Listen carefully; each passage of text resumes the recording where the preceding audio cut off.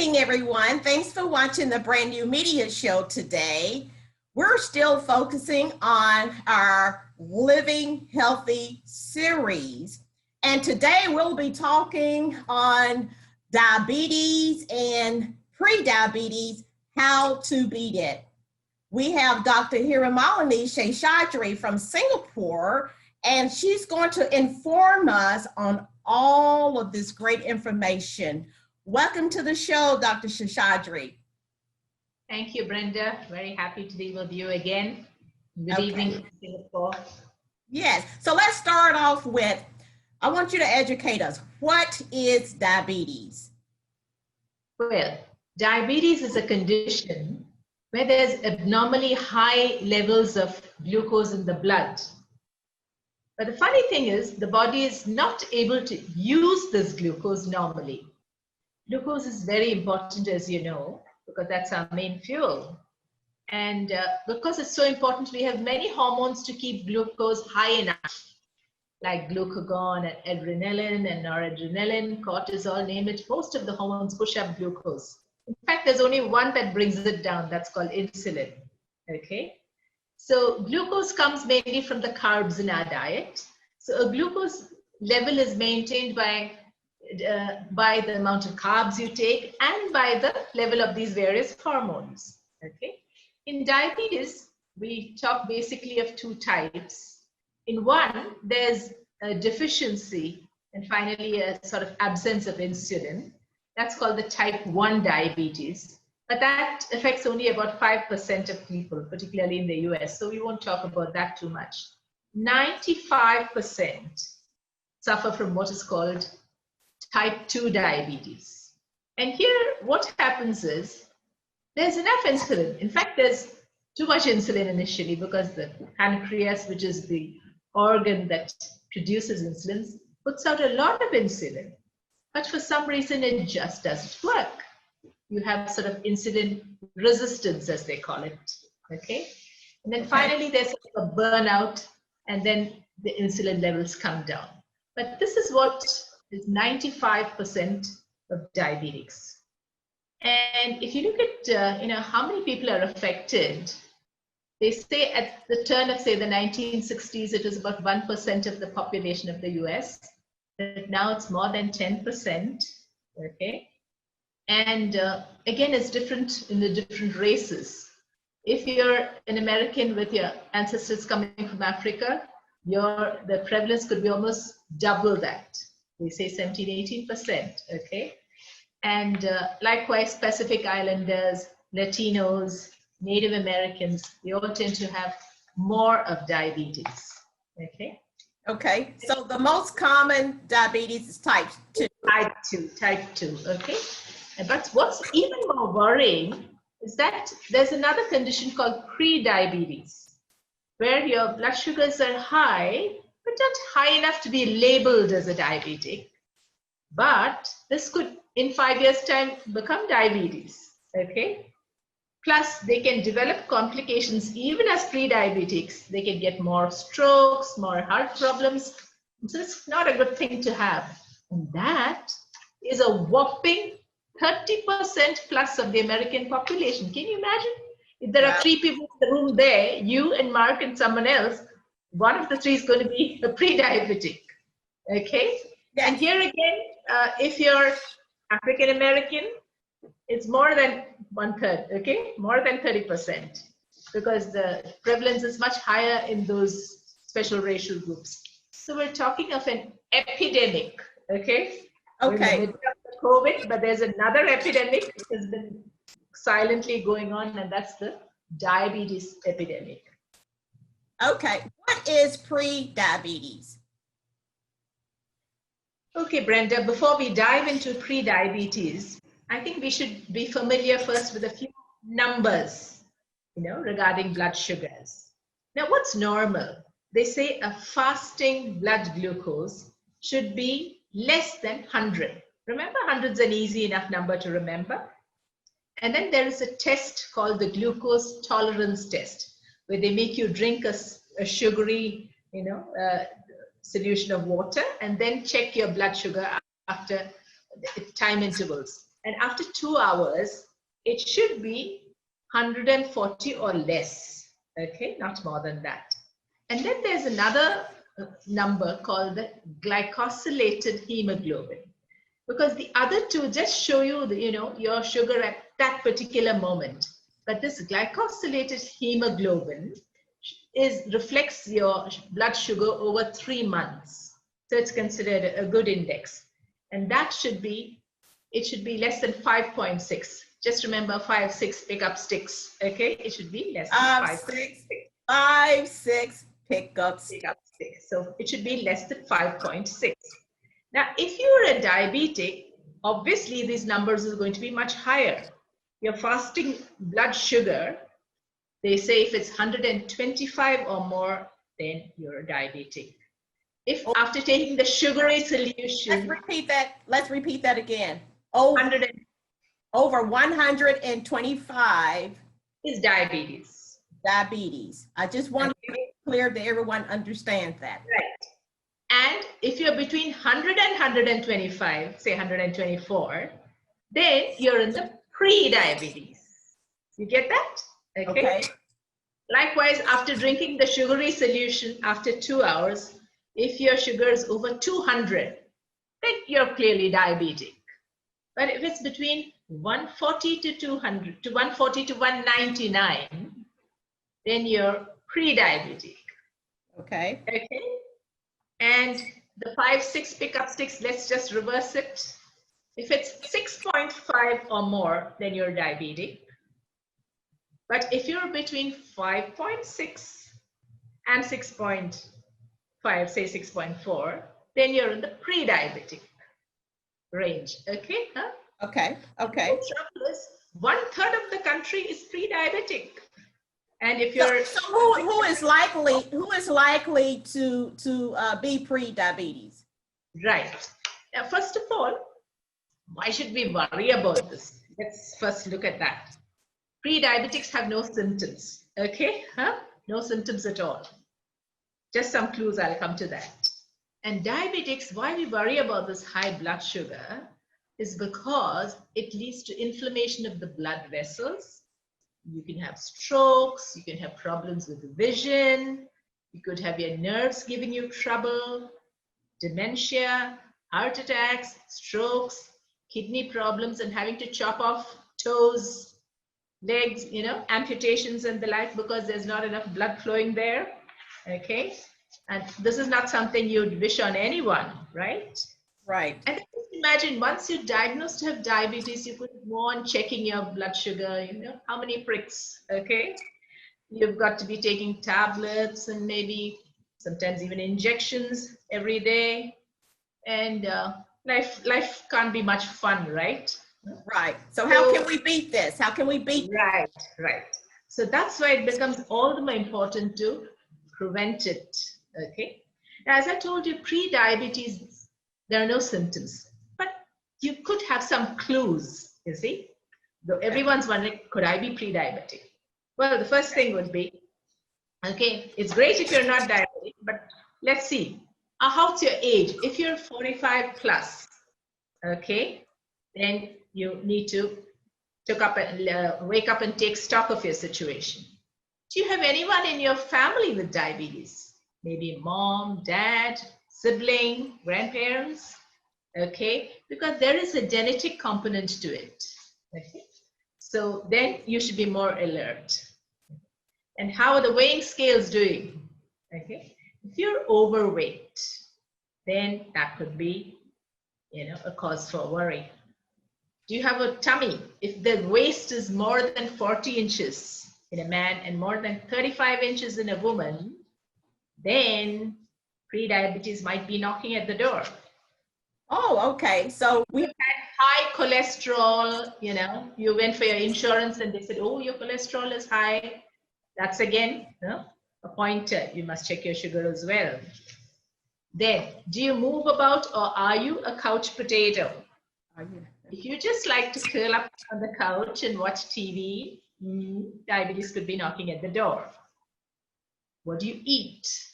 Are you meaty eater? Okay, and a lot of processed meat, a lot of sweet sugary drinks, colas, not much of fruit, vegetable. That could be asking for trouble. Are you African American or Asian or Native American, Pacific Islander, Latino, more diabetes? And if you're a lady, was your baby a 10-pounder, 9-pounder, you know, big babies? Then you could be in for diabetes. Did you So ever if you have a large baby, if you had a big baby, that's a sign of diabetes. Yes, yes, that could be a sign. Okay. So then you check it out. Polycystic ovarian disease, you know, PCOD as they call it. If you've been a candidate for that, yes. Then those who are working on night shifts and losing sleep, they found that they have much more of diabetes. Notice it, very dark black patches on the elbows. They call it acanthosis, velvety patches. If you have them, you must check your sugar. Dark patches. Let's go over this again. Dark patches on your elbow. On the back of your neck, knees, you know, ankles, knuckles, armpits. Any type of dark patches, any dark velvety, yeah. The fancy name is acanthosis nigricans, but you know, it's just sort of velvety black patch on the skin. Okay, that's a sign of pre-diabetes. That's a sign of pre-diabetes. Yes, yes. Then you must check that out. Or if you went for some checkup and they said, oh, you have a fatty liver, you don't drink, it's not alcoholic. So if you have a non-alcohol fatty liver, so these are clues, you see. The most, which if you ask me, which is the most important, they put it as obesity, weight gain. That is really the, now if you just take, for example, if you take the average American, they say in 1960, the weight was 70 kilos, 75 kilos. Today, the average American male is 95 kilos, right? Or if you explain that, what is that in pounds? Yes, because in pounds, you'll have to just multiply that and see. I'm more at home at kilos. Okay, all right. The average, it's just that the increase in weight is what is showing up as disease, as hypertension, as diabetes, and so on. Now, if you take the African American community, if you take the average African of today, his body weight is 60 kilos. Whereas the average African American body weight is 95 kilos. All right. So while in Africa, diabetes is at 3% prevalence, here it's 6 times more. Okay. Okay. Yeah. So weight is a very, very important reason. So weight is the #1 factor is weight, right? Yeah. One of the biggest factors is really weight. Weight. See? And why did this happen?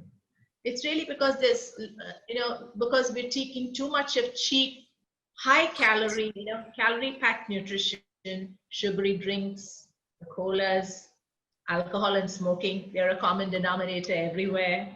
Fast foods, fatty meals. When I was going through on Google, they say even up to 30% of people eat cold pizza for breakfast. Cold pizza.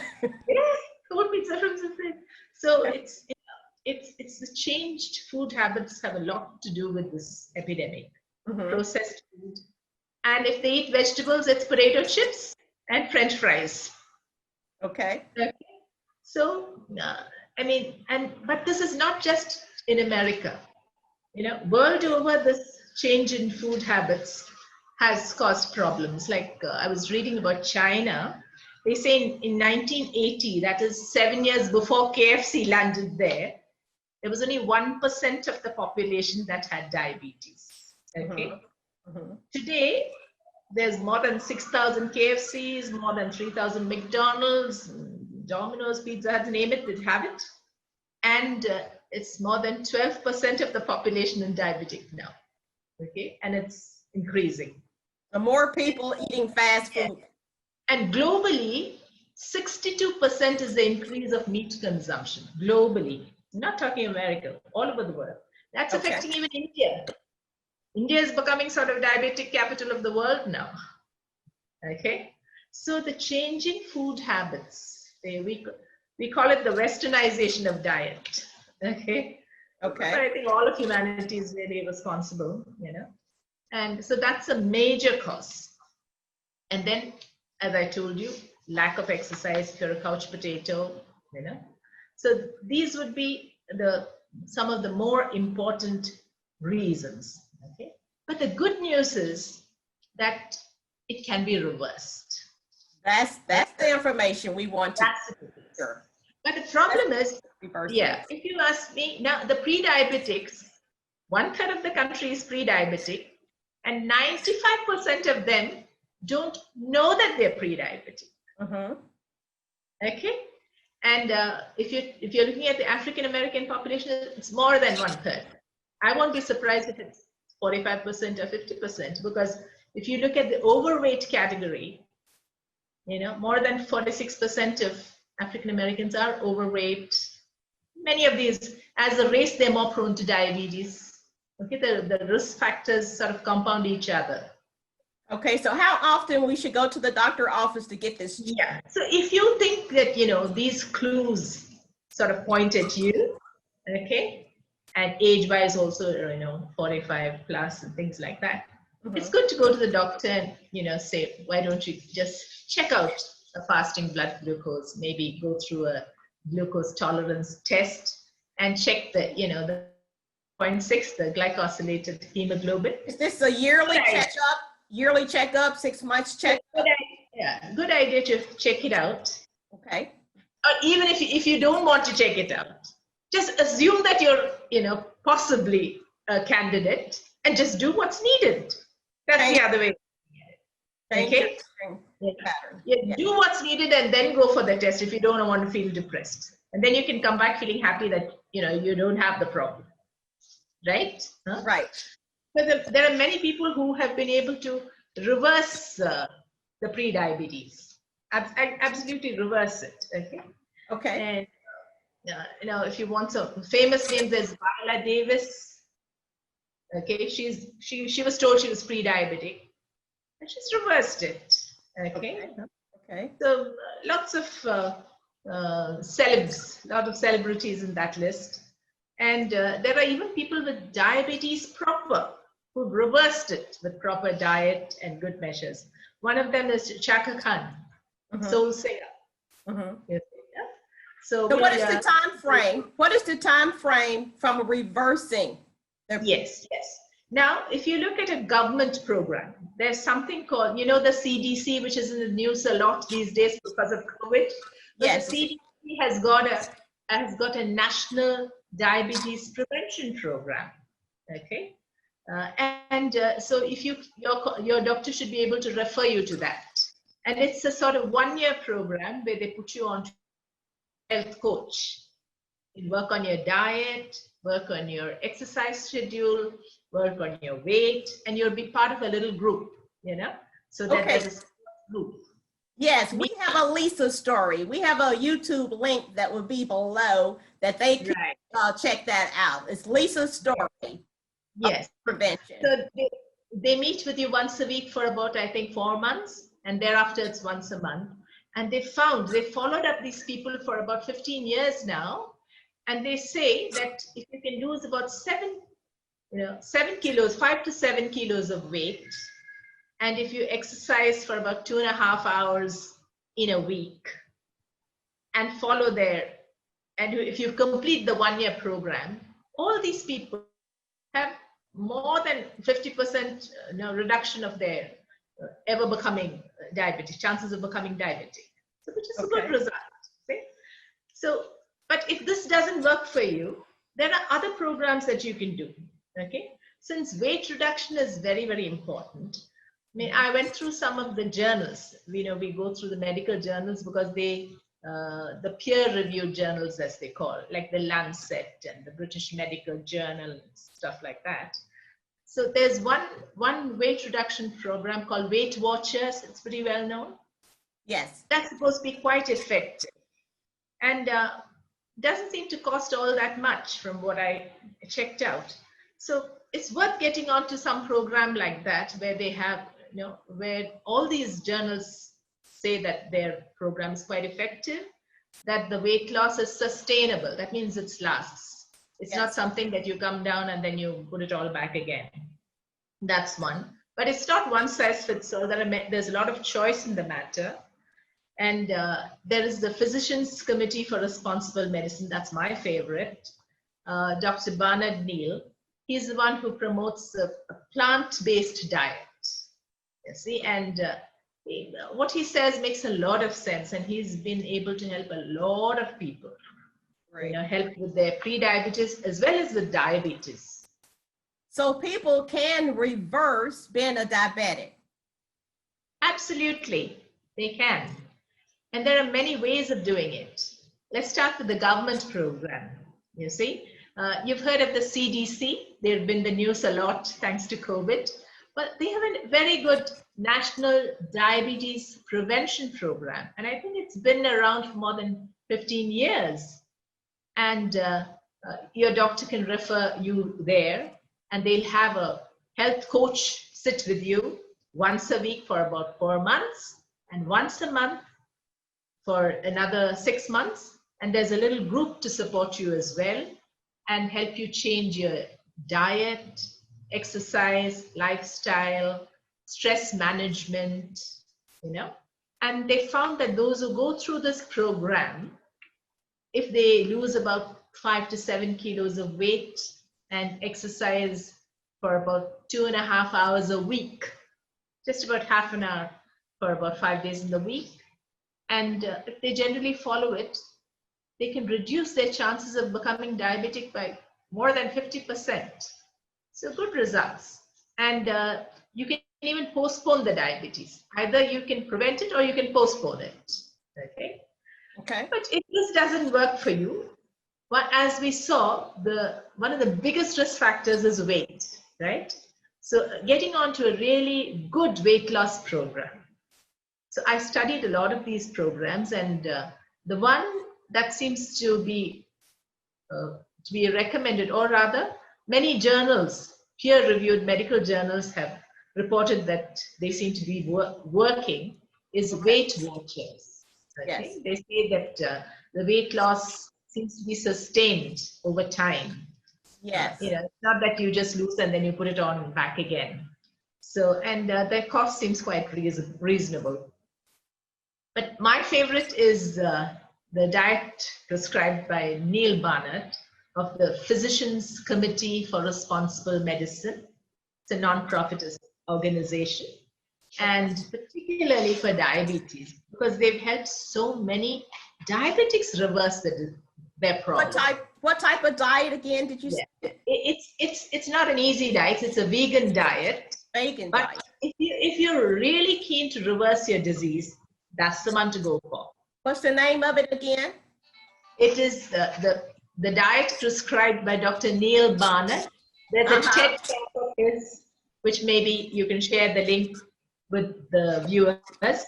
It's a TED talk by Dr. Neal Barnard. Okay. The Physicians Committee for Responsible Medicine. Okay. That's very effective diet.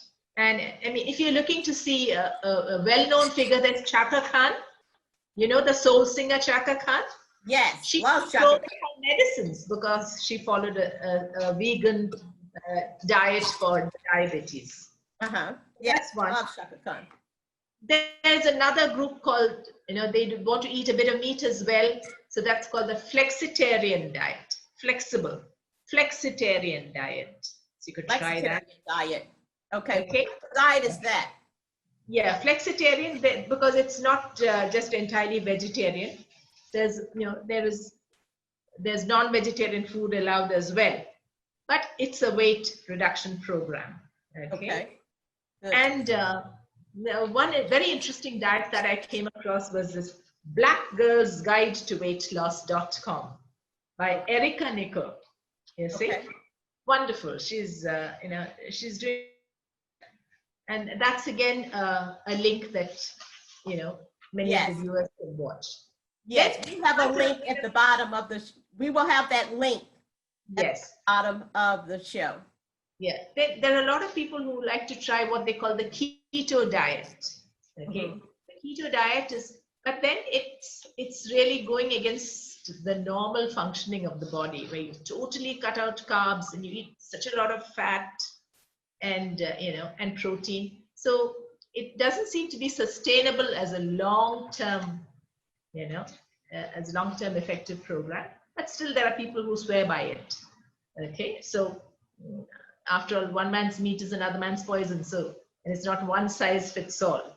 But do something to get your weight down. Okay. The other thing people say is in the keto diet, it's actually water loss. If you lose 10 liters of water, you lose 10 kg of weight, right? But then that's not the right way to lose weight. But there are people who swear by that diet, so we'll not be judgmental. So there are many diets on offer. See what suits you, but get down in weight. That's very important. And then, even if you can only lose a little bit of weight, if you can add exercise, here I would recommend dancing because it's fun exercise. All right? Music. So dance for half an hour. How would you like half an hour of dance compulsory every day? Yes. Quite enjoyable. It's not like a punishment, right? Right. Yeah. If you combine exercise and weight loss, it's much better than just weight loss alone.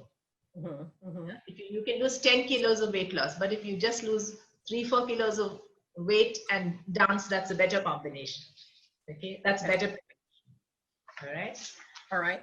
So let me make sure that everyone understands what you're saying.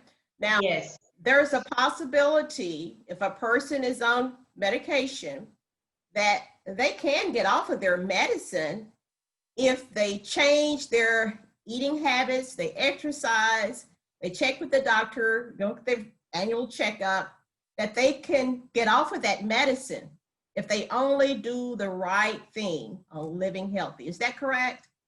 Yeah. In pre-diabetes, usually medicines are not prescribed. You see? Okay. But that's the time when you have to put in the action. Okay. You don't need medicines, but you need to work on the food you eat, on your weight, on exercise management. Okay. And if you can set these things right, and in measurable terms, your weight, okay, that's something you can measure, right? Right. Yes. And your exercise, you can measure how many minutes are you exercising. So if you do just these two things right, if you get onto better weight and get onto a better exercise regimen, that itself, when you check next year, numbers will be better. Right. But what if a person is already a diabetic? We want to see if we can reverse that. Yes, that's also possible. That we'll talk about, I thought, in part 2, because this here there's more things to be done for in pre-diabetes itself. Okay. Okay. Thank you so much, Dr. Seshadri. You want to just give us a little short summary for the night? Okay. So get down in weight, change your diet, get out of that couch, begin walking, dancing if you prefer that, out with the cigarettes, no alcohol, or at best like medicine, 1 drink, not more than that. Make sure you get your vitamin D, very important, your vitamin K. Take yogurt, very good for you. Those bacteria will help your sugar. And then meditate and have your chair walk, do everything to beat stress out of life, sleep adequately. Thank you. And be part of a support group. It's fun to do it together with a lot of others. Okay? That sounds really, really good. And I want to thank you. Thank you very much for your time, your information. We're going to have a part 2 on this series of blood pressure, diabetes. We have really some great information that she's given us. So how to beat diabetes part 2 will be coming up very soon. Thank you very much, everybody. Good night.